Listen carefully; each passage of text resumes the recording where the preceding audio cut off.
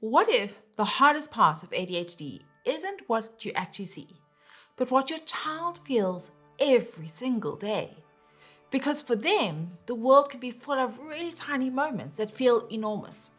The things that everyone else calls a no big deal can feel like horror scenes inside an ADHD nervous system. And the hardest part? They're trying so hard to keep it together, while the world keeps tripping every single wire that they have. I'm Tarryn, I'm an occupational therapist and a mom to a daughter with ADHD. And over the years, I've worked with thousands of families just like yours.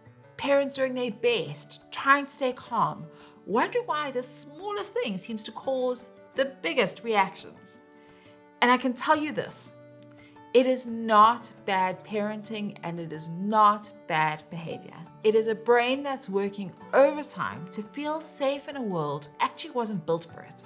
And once you start seeing it that way, everything about how you respond begins to change. In this video, we're going to unpack what's really hiding beneath those tiny moments that flip your day absolutely upside down. I'll show you why they happen, what your child's brain is trying to tell you, and how to respond in a way that brings calm instead of more chaos.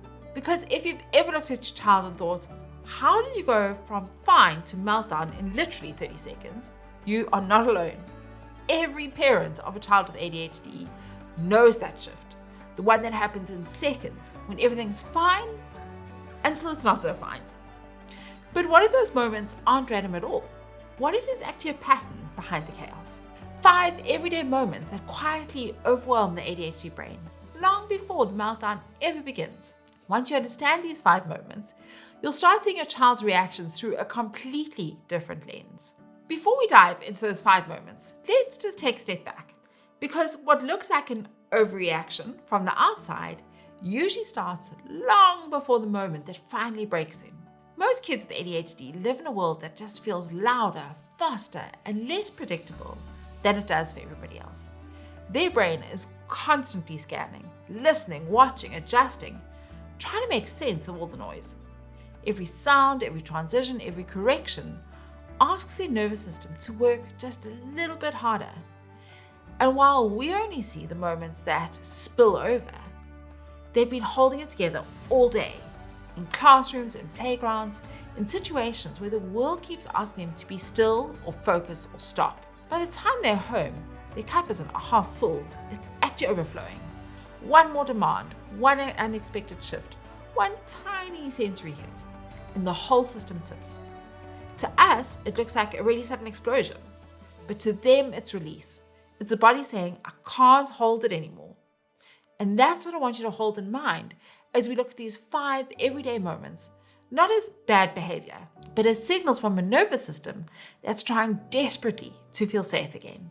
Let's dive into the horror number 1. When your child's world already feels unpredictable, it doesn't take very much to shake their sense of safety. Sometimes all it takes is something tiny, a shift, a surprise, a plan that changes when they least expect it. You've had a really smooth afternoon, everything's calm, and then suddenly something shifts. And you say it's time to leave or someone changed the plan at the very last minute. You can almost see the reaction ripple through them. Their face drops, their body stiffens, and before you can even explain, it's chaos, tears, shouting, refusal. You tell yourself, it's not a big deal. Why is he reacting like this? It doesn't look like much, but this is where the first everyday horror begins. Because what looks like resistance on the surface is actually panic underneath. The ADHD brain clings to routine like a safety rope. Predictability tells it, I'm safe. When plans suddenly change, that rope gets yanked away and the brain just free falls. It's like walking across a bridge and having one plank vanish underneath your foot. Everyone else keeps walking, but for your child, the whole bridge now feels really unstable. Their nervous system isn't seeing one small gap, it's feeling a drop. The prefrontal cortex, their logic and control center, needs just a moment to rebuild that bridge. But the emotional center, the amygdala, fires first, sending out alarms before reasoning ever gets a chance. That's why you see panic before logic. It is not manipulation. It's a nervous system saying, wait, I wasn't ready for this.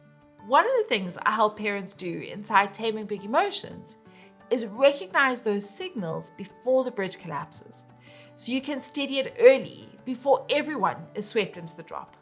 So here's what helps. Preview changes before it happens. Saying something like, in 5 minutes, we're going to pack up.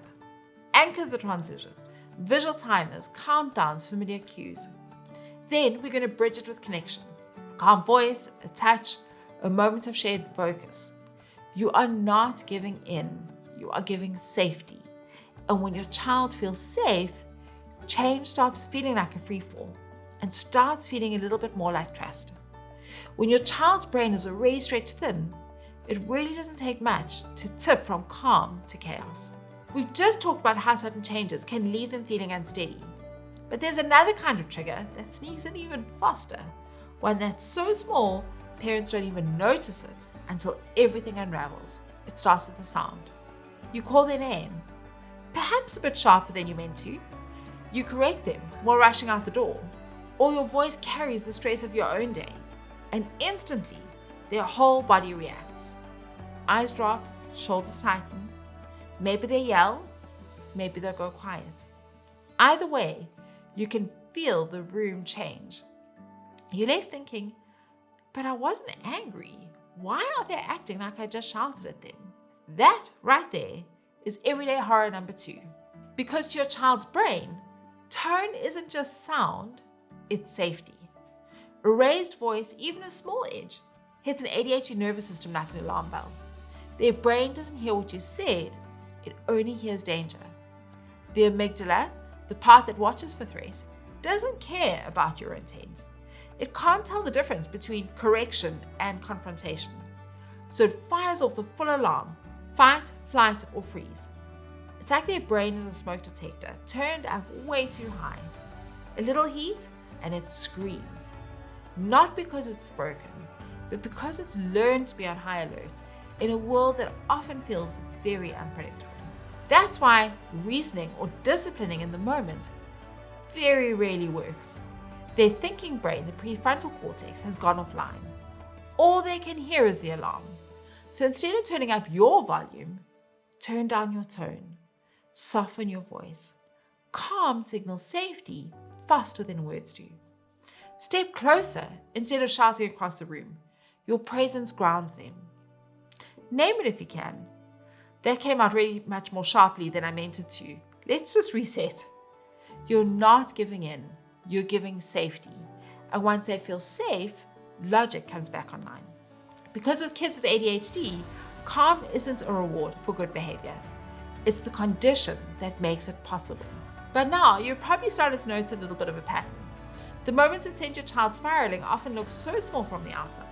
But for an ADHD brain, small does not mean simple. Sometimes the trigger isn't emotional at all. Sometimes it's physical.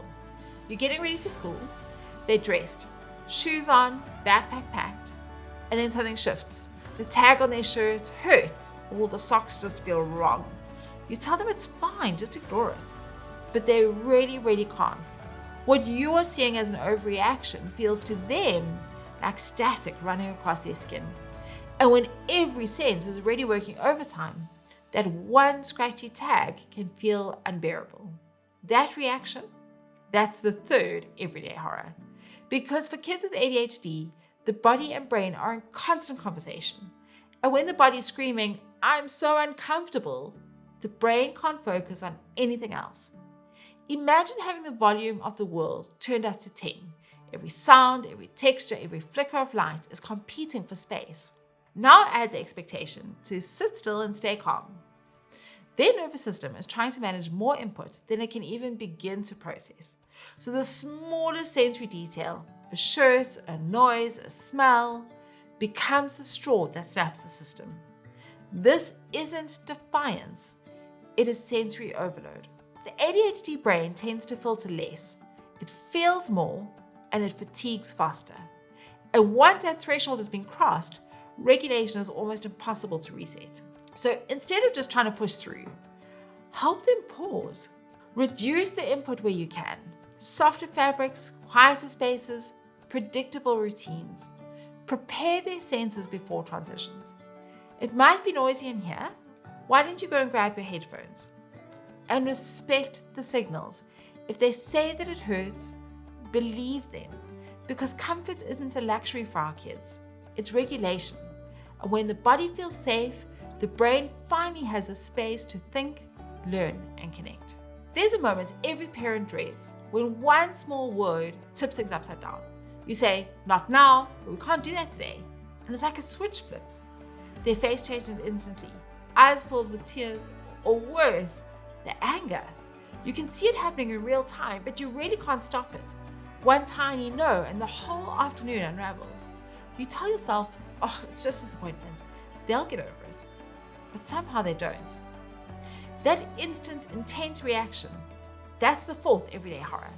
Because for kids with ADHD, a simple no doesn't register as feedback. It registers as rejection. Their nervous system interprets it as a threat. I failed, I'm bad, I've lost connection. It's not manipulation, it's pain. Rejection sensitivity dysphoria, or RSD, is the brain's way of protecting itself from perceived loss. Even neutral moments like correction or redirection can hit like emotional freefall. It's like carrying a heart without any padding.